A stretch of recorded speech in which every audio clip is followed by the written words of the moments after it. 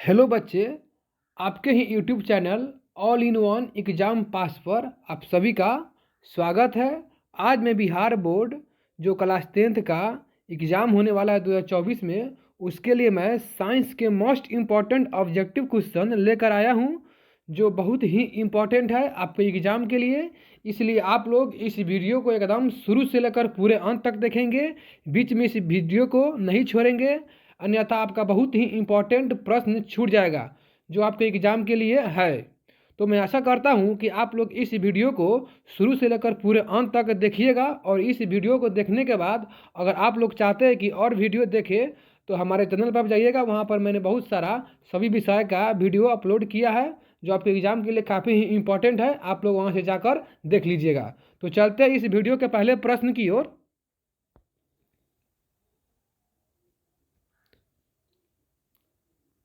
कह रहा है कि निम्न में कौन अधातु विद्युत का सुचालक है।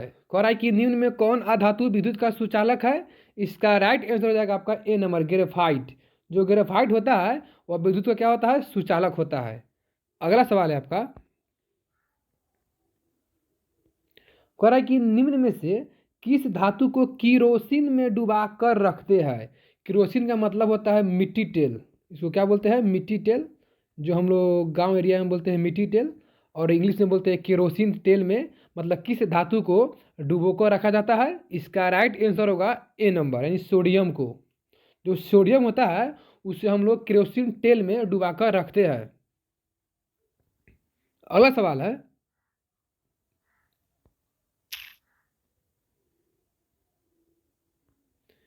निम्न में कौन अधातु पानी में डुबाकर रखी जाती है। कह रहा है कि निम्न में कौन अधातु है जो पानी में, पानी का मतलब होता है वाटर, जो वाटर में हम लोग क्या करते हैं, उसको डुबो कर रखते हैं, पानी में डुबो कर रखते हैं।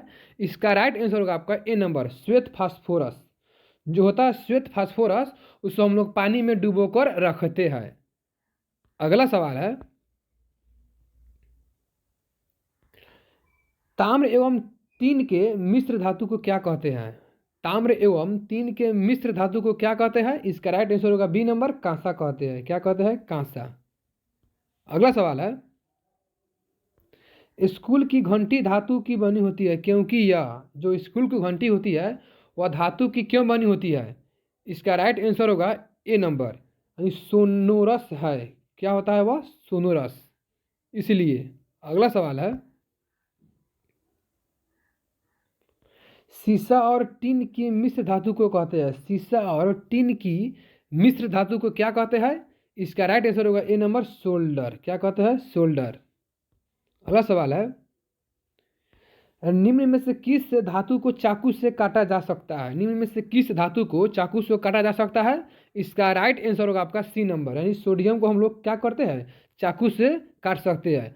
और दोस्तों, सोडियम का परमाणु संख्या होता है 11, और इसका होता है अणुसूत्र Na, और इसका परमाणु क्या होता है, परमाणु संख्या 11 होता है। परमाणु भार इसका 11 दूना 22 और 23 होता है। 23 होता है परमाणु भार। परमाणु क्रमांक होता है 11, परमाणु संख्या होता है 11, यानी। और इसका जो मतलब हम लोग Na से सोडियम का करते हैं, सूचित करते हैं। अगला सवाल है। निम्नलिखित में से कौन उपधातु है। कह रहा है कि निम्नलिखित में से कौन उपधातु है। इसका राइट आंसर होगा डी नंबर, Sb क्या है, हमारा उपधातु है। अगला सवाल है। विद्युत अपघटनी परिष्करण में अशुद्ध धातु को बनाया जाता है। कह रहा है कि विद्युत अपघटनी परिष्करण में अशुद्ध धातु को बनाया जाता है। इसका राइट आंसर होगा ए नंबर, एनोड। अगला सवाल है। बॉक्साइट निम्नलिखित में किस धातु का अयस्क है। बॉक्साइट निम्नलिखित में किस धातु का अयस्क है। इसका राइट आंसर होगा सी नंबर, एल्युमिनियम का जो होता है बॉक्साइट अयस्क है। अगला सवाल है। कोई धातु ऑक्सीजन के साथ अभिक्रिया कर उच्च गलनांक वाला यौगिक निर्मित करती है। यह यौगिक जल में विलेय है। यह तत्व क्या हो सकता है। इसका राइट आंसर होगा ए नंबर, कैल्शियम हो सकता है। क्या हो सकता है, कैल्शियम।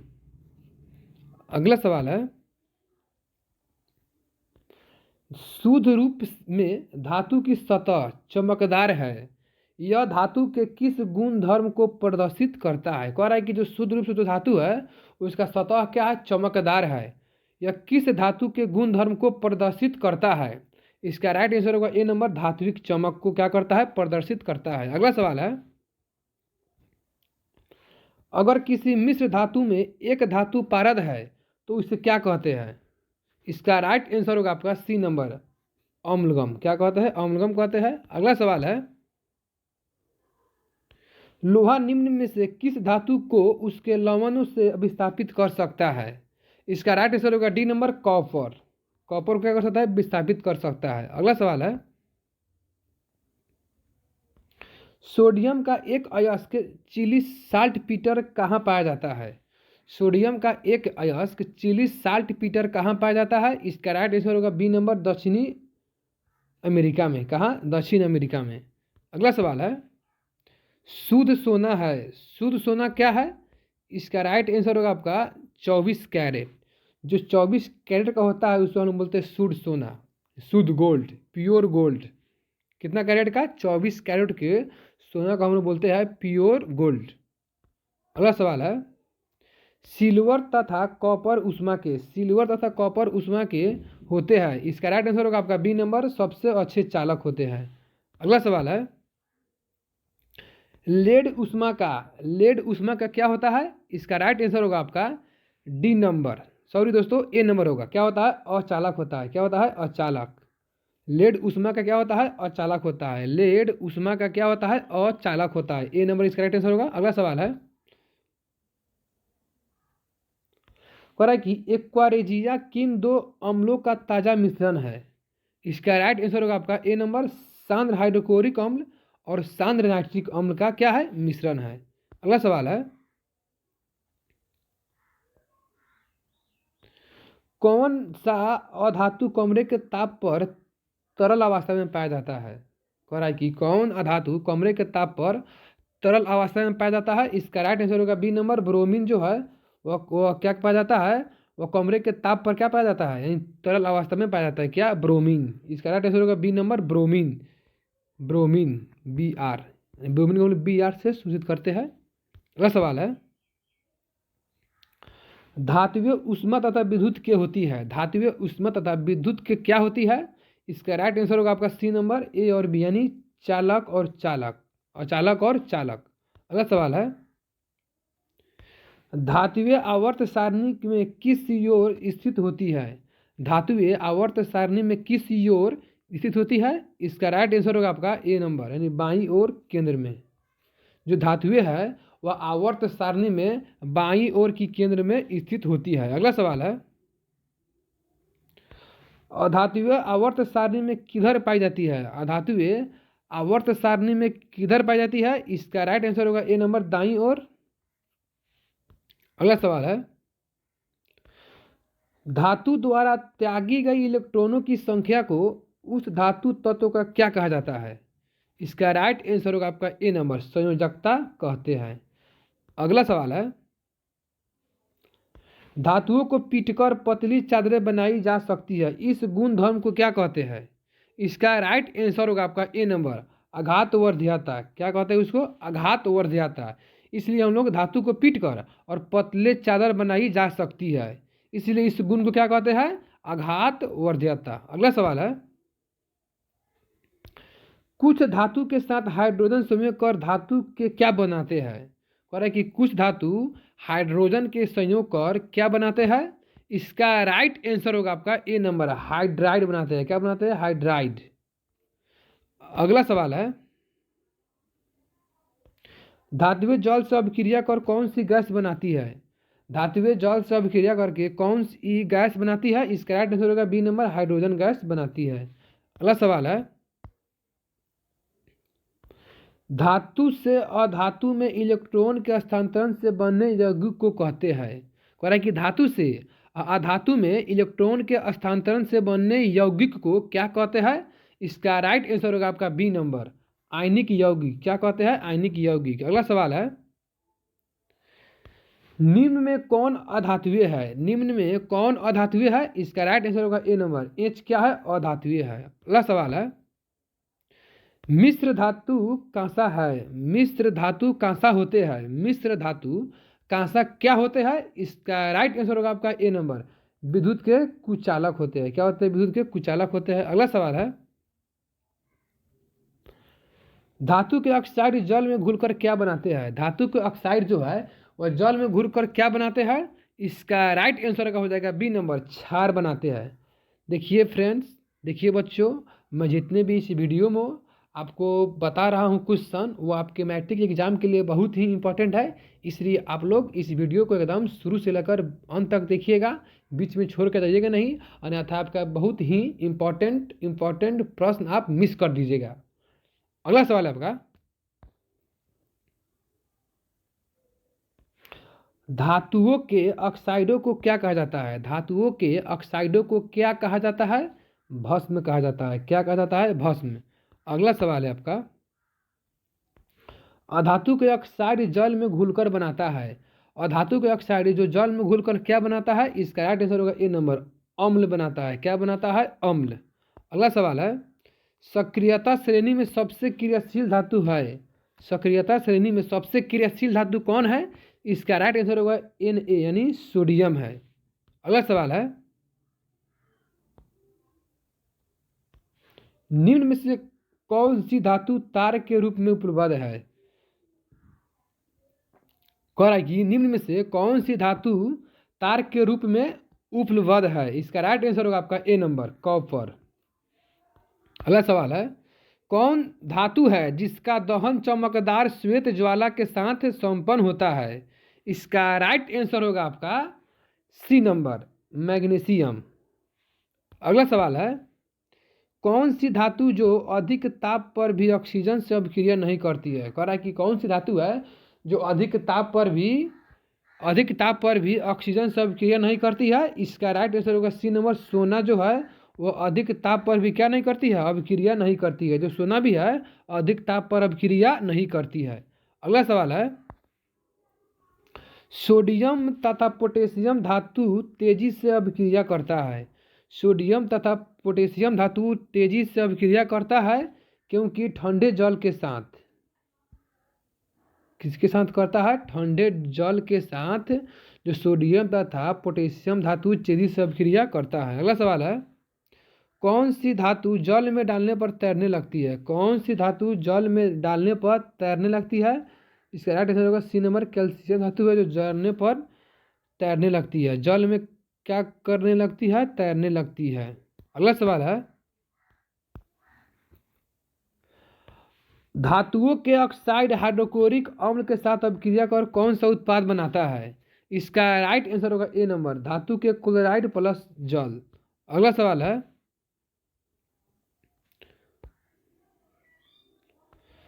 इनमें से कौन सी धातु चमकीला है? इनमें से कौन सा धातु क्या है? चमकीला है। इसका राइट आंसर होगा डी नंबर, ब्रोमीन क्या है? वो हमारा अधातु है जो क्या होता है? चमकीला होता है। अगला सवाल है, धातु के बर्तन में खाना बनाया जाता है क्योंकि यह ऊष्मा का। धातु के बर्तन में खाना बनाया जाता है क्योंकि यह ऊष्मा का क्या होता है? यह ऊष्मा का आपका सुचालक होता है, इसलिए। अगला सवाल है, कैल्शियम व मैग्नीशियम धातु जल पर तैरने लगते हैं क्योंकि उसकी सतह पर एक गैस चिपक जाता है। वह गैस कौन सी हो सकती है? इसका राइट आंसर होगा ए नंबर, हाइड्रोजन गैस। अगला सवाल है, कौन सी धातु जल के साथ अभिक्रिया करती है? कौन सी धातु जल के साथ अभिक्रिया करती है? इसका राइट आंसर होगा आपका डी नंबर, जो पोटेशियम है वह जल के साथ अभिक्रिया करती है। अगला सवाल है, कह रहा है कि इनमें से कौन सी धातु द्रव अवस्था में पाई जाती है? कौन सी धातु है जो द्रव अवस्था में पाई जाती है? राइट आंसर होगा डी नंबर, मरकरी है जो द्रव अवस्था में पाई जाती है। मरकरी को हम लोग Hg से सूचित करते हैं। अगला सवाल है, सिल्वर और गोल्ड धातु का परिष्करण किस विधि द्वारा किया जाता है? इसका राइट आंसर होगा आपका ए नंबर, विद्युत अपघटन के द्वारा। अगला सवाल है आपका, सक्रियता श्रेणी के नीचे आने वाली धातुओं का निष्कर्षण कैसे किया जाता है? कह रहा है कि सक्रियता श्रेणी के नीचे आने वाली धातुओं का निष्कर्षण कैसे किया जाता है? इसका राइट आंसर होगा ए नंबर, धातु के ऑक्साइड को केवल गर्म करके। अगला सवाल है, सक्रियता श्रेणी के मध्य में स्थित धातुओं का निष्कर्षण किया जा सकता है। इसका राइट आंसर होगा बी नंबर, धातु को ऑक्साइड में बदलकर कार्बन द्वारा उपचयन करने पर। अगला सवाल है, लंबे समय तक लोहे की कांटी को आर्द्र वायु में छोड़ देने पर उसकी सतह पर किस प्रकार रंग पड़ जाती है? इसका राइट आंसर होगा डी नंबर, भूरे रंग की। अगला सवाल है, अगर लोहे में 0.5% कार्बन मिला दिया जाए तो वह, कह रहा है कि अगर लोहे में 0.5% कार्बन को अगर मिला देंगे तो क्या होगा? इसका राइट आंसर होगा बी, इसका राइट आंसर होगा आपका बी नंबर, परबल तथा कठोर हो जाता है। क्या होता है? परबल तथा कठोर हो जाता है। क्या होता है? परबल तथा कठोर हो जाता है। अगला सवाल है, पीतल क्या है? पीतल क्या है? पीतल है, इसका राइट आंसर होगा आपका सी नंबर, मिश्र धातु। जो पीतल होता है मिश्र धातु होता है। अगला सवाल है, सल्फर के अयस्क के नाम को अयस्क करेगी, सल्फर के अयस्क के नाम को हो सकते हैं, कह रहा है कि सल्फर के अयस्क के नाम क्या हो सकते हैं? इसका राइट आंसर होगा आपका ए नंबर। क्या होगा आपका? ए नंबर, सल्फाइड हो सकते हैं। अगला सवाल है आपका, इस्पात में कितना प्रतिशत कार्बन है? इस्पात में कितना प्रतिशत कार्बन है? इसका राइट आंसर होगा डी नंबर, 2% क्या है? कार्बन होता है। क्या होता है? 2% कार्बन होता है। अगला आपका सवाल है, निम्नलिखित में से कॉपर के अयस्क कौन हो सकते हैं? कॉपर के अयस्क कौन हो सकते हैं? ए नंबर, क्यूपराइट। क्या हो सकते हैं? क्यूपराइट। अगला सवाल है, आयनिक यौगिक के गलनांक एवं कथनांक होता है। इसका राइट आंसर होगा ए नंबर, ऊंच होता है। क्या होता है? ऊंच होता है। अगला सवाल है, ग्रेफाइट कार्बन का एक और अपरूप है जो, ग्रेफाइट कार्बन का एक अपरूप है जो, इसका राइट आंसर होगा ए नंबर, मुलायम होता है। क्या होता है? मुलायम। क्या होता है? मुलायम। अगला सवाल है, आभूषण बनाने वाला सोना होता है। आभूषण बनाने वाला सोना क्या होता है? इसका राइट आंसर होगा आपका ए नंबर, 22 कैरेट का। क्या होता है? 22 कैरेट का हम लोग आभूषण को बनाते हैं। अगला सवाल है, निम्नलिखित में से किसे चाकू से काटा जा सकता है? कह रहा है कि निम्नलिखित में से किसे चाकू से काटा जा सकता है? यहाँ पर तारकुन छूट गया है।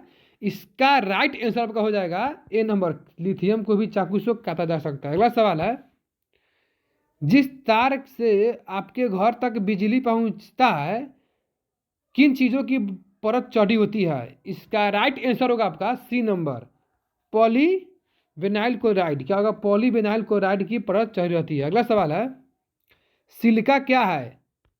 सिलिका क्या है? इसका राइट आंसर होगा सी नंबर, उपधातु है। सिलिका क्या है? उपधातु है। अगला सवाल है, सिनाबार किसका अयस्क है? सिनाबार किसका अयस्क है? इसका राइट आंसर होगा सी नंबर, पारद का, यानी पारा का। अगला सवाल है, आयनिक यौगिक है, आयनिक यौगिक किसका है? इसका राइट आंसर होगा आपका बी नंबर, CO2। अगला सवाल है, निम्न में से किस धातु का गलनांक सबसे कम होता है? इसका राइट आंसर होगा बी नंबर, सोडियम का, Na का गलनांक क्या होता है? कम होता है। अगला सवाल है, अम्लगम क्या है? अम्लगम क्या है? इसका राइट आंसर होगा ए नंबर, पारे में घुली धातु अम्लगम है। अगला सवाल है, दास्ता का अयस्क क्या है? दास्ता का अयस्क क्या है? इसका राइट आंसर होगा आपका बी नंबर, जिंक ब्लेंड। अगला सवाल है, ग्रेफाइट का उत्पादन एथेनीसाइट कोयले को किसके साथ मिलाकर गर्म करने से प्राप्त होता है? कह रहा है कि ग्रेफाइट का उत्पादन एंथ्रासाइट कोयले को किसके साथ मिलाकर गर्म करने से प्राप्त होता है? इसका राइट आंसर होगा सी नंबर, भालू, यानी बालू के साथ। क्या होगा? बालू के साथ। अगला सवाल है, सल्फर का उपयोग किस विस्फोटक पदार्थ के निर्माण में होता है? सल्फर का उपयोग किस विस्फोटक पदार्थ के निर्माण में होता है? इसका राइट आंसर होगा आपका सी नंबर, गगन पाउडर। क्या होगा आपका? गगन पाउडर के रूप में, गगन पाउडर के रूप में होता है। अगला सवाल है, आयरन ऑक्साइड Fe2O3 के साथ एल्युमिनियम की अभिक्रिया से गलित लोहा प्राप्त होता है। इस अभिक्रिया को कौन सी अभिक्रिया कहा जाता है? इसका राइट आंसर होगा आपका डी नंबर, थर्मित अभिक्रिया, थर्मित अभिक्रिया। अगला सवाल है, कॉपर को वायु में जलाने पर कौन सा यौगिक बनता है? कॉपर को जब हम लोग आग में जलाएंगे, सॉरी दोस्तों, कॉपर को जब हम लोग वायु में जलाएंगे तो कौन सा यौगिक बनता है? इसका राइट आंसर होगा आपका बी नंबर, कॉपर ऑक्साइड बनता है। अगला सवाल है, सल्फर के दहन से बने उत्पाद के विलयन की जांच लिटमस पेपर से करने पर पता चलता है कि यह, इसका राइट आंसर होगा आपका बी नंबर, अम्लीय है। कैसा है? अम्लीय है। अगला सवाल है, नीचे दिए गए अभिक्रिया में कौन उपचायन अभिक्रिया है? अपचायक अभिक्रिया है। इसका राइट आंसर होगा सी नंबर, Al। क्या होगा आपका? Al क्या है? अपचायक अभिक्रिया है। अगला सवाल है, ब्रोमीन को नोबल गैस जैसा इलेक्ट्रॉनिक विन्यास प्राप्त करने के लिए कितनी इलेक्ट्रॉन की जरूरत होती है? इसका राइट आंसर होगा आपका ए नंबर 1। अगला सवाल है, निम्नलिखित में कौन दो इलेक्ट्रॉन कि निम्नलिखित में कौन दो इलेक्ट्रॉन खोकर अस्थायी इलेक्ट्रॉनिक विन्यास प्राप्त करते हैं? इसका राइट आंसर होगा ए नंबर, मैग्नीशियम। अगला सवाल है, कार्बोनेट अयस्क को सीमित वायु में अधिक ताप पर गर्म करने पर यह ऑक्साइड में परिणत हो जाता है। इस अभिक्रिया को कहते हैं, इस अभिक्रिया को हम लोग कहते हैं निष्पादन। क्या कहते हैं? निष्पादन। अगला सवाल है, सल्फाइड अयस्क को वायु की उपस्थिति में अधिक ताप पर गर्म करने पर यह ऑक्साइड में परिवर्तित हो जाता है। इस अभिक्रिया को क्या कहते हैं? इसका राइट आंसर होगा, क्या होगा राइट आंसर? ए नंबर, भजन कहते हैं। क्या कहते हैं? भजन। अगला सवाल है, सोडियम क्लोराइड है, सोडियम क्लोराइड क्या है? इसका राइट आंसर होगा आपका बी नंबर, यह विपरीत आयनों का समुच्चय है। अगला सवाल है, निम्नलिखित में कौन सा उपधातु है? इसका राइट आंसर होगा सी नंबर, Ge। Ge क्या है? हमारा उपधातु है, Ge, इसको बोलते हैं जर्मेनियम। अगला सवाल है, HNO3 किस प्रकार का अम्ल है? HNO3 किस प्रकार का अम्ल है? इसका राइट आंसर होगा आपका बी नंबर, यह परबल ऑक्सीकारक है। क्या है? परबल ऑक्सीकारक है। क्या है? परबल ऑक्सीकारक है। अगला सवाल है, MgCl2 यौगिक का गलनांक है, MgCl2 यौगिक का गलनांक कितना है? इसका राइट आंसर होगा बी नंबर, 981 के, 981 के यानी केल्विन। अगला सवाल है, विद्युत संयोजक यौगिक गलित अवस्था में विद्युत का चालन करता है क्योंकि इसका राइट आंसर होगा आपका, उनके आयनों के बीच ताप के कारण स्थिर वैद्युत आकर्षण बल कमजोर पड़ जाता है, इसलिए। अगला सवाल है, लोहे को संक्षारित होने से बचाने के लिए उसकी सतह पर किसका लेप चढ़ाना लाभकारी है? इसका राइट आंसर होगा आपका डी नंबर, यह सद लेपन द्वारा। अगला सवाल है, लोहे में जंग किन किन वस्तुओं की उपस्थिति से लग जाता है? इसका राइट आंसर होगा आपका ए नंबर, वायु और जल की उपस्थिति में लोहे पर जंग लग जाता है। अगला सवाल है, लोहे पर भाप की अभिक्रिया से कौन सी गैस उत्पन्न होती है? इसका राइट आंसर होगा आपका right answer A number, hydrogen gas. क्या होगा? हाइड्रोजन गैस उत्पन्न होती है, ए नंबर। क्या होगा? ए नंबर। अगला सवाल है आपका, लोहा अभिक्रिया करता है, लोहा अभिक्रिया किससे करता है? इसका राइट आंसर होगा बी नंबर, भाप के साथ। क्या होगा आपका इसका आंसर? भाप के साथ। जो लोहा है भाप के साथ अभिक्रिया करती है। अगला सवाल है कि निम्न में से कौन सा युगल विस्थापन अभिक्रिया प्रदर्शित करता है? इसका राइट आंसर होगा डी नंबर, AgNO3। क्या करता है? AgNO3, विलयन एवं कॉपर धातु। अगला सवाल है, NaCl का क्वथनांक होता है? NaCl का क्वथनांक होता है आपका 1686। क्या होता है? 1686 के। अगला सवाल है, मैग्नीशियम के दहन से जो उत्पादक बनते हैं उसे क्या कहते हैं? इसका राइट आंसर होगा ए नंबर, क्षारीय। इसका राइट आंसर क्या होगा आपका? ए नंबर, क्षारीय। क्या होगा? क्षारीय। मैग्नीशियम के दहन से जो उत्पादक बनते हैं वह क्षारीय होते हैं। अगला सवाल है आपका, एल्युमिनियम पर मोटी ऑक्साइड की परत बनाने की प्रक्रिया कहलाती है? इसका राइट आंसर होगा बी नंबर, एनोडीकरण। क्या कहलाती है? एनोडीकरण कहलाती है। अगला सवाल है आपका, हीरा और ग्रेफाइट में कौन विद्युत का सुचालक है? हीरा और ग्रेफाइट में कौन विद्युत का सुचालक है? इसका करेक्ट आंसर सी होगा, यानी ग्रेफाइट। अगला सवाल है, ठोस अवस्था में विद्युत संयोजक यौगिक विद्युत का चालन, इसका राइट आंसर सी नंबर होगा, नहीं करते हैं। क्या होगा इसका राइट आंसर? सी नंबर, नहीं करते हैं। कह रहा है कि ठोस अवस्था में विद्युत संयोजक यौगिक विद्युत का चालन नहीं करते हैं। अगला सवाल है, कह रहा है कि विद्युत संयोजक यौगिक कार्बन डाइसल्फाइड में, क्या होगा इसका राइट आंसर? इसका राइट आंसर होगा आपका डी नंबर, घुलनशील नहीं होते हैं। क्या नहीं होते हैं? घुलनशील नहीं होते हैं। दोस्तों आपका यह रहा आपके मैट्रिक के परीक्षा का मोस्ट इम्पॉर्टेंट साइंस के ऑब्जेक्टिव क्वेश्चन, जो आपके मैट्रिक एग्जाम में 2024 में पूछे जाएंगे। अगर यह वीडियो आपको अच्छा लगा होगा तो इस वीडियो को अपने दोस्तों के पास शेयर कीजिएगा और इस वीडियो को लाइक कीजिएगा। अगर आप लोग और वीडियो देखना चाहते हैं अलग अलग विषय के, तो हमारे चैनल पर जाकर वहां से आप लोग देख सकते हैं। वहां पर मैंने बहुत सारा वीडियो अलग अलग विषय के डाल रखा है। तो मिलते हैं फिर अगले वीडियो में। जय हिंद, जय भारत, आपका दिन शुभ हो। वंदे मातरम।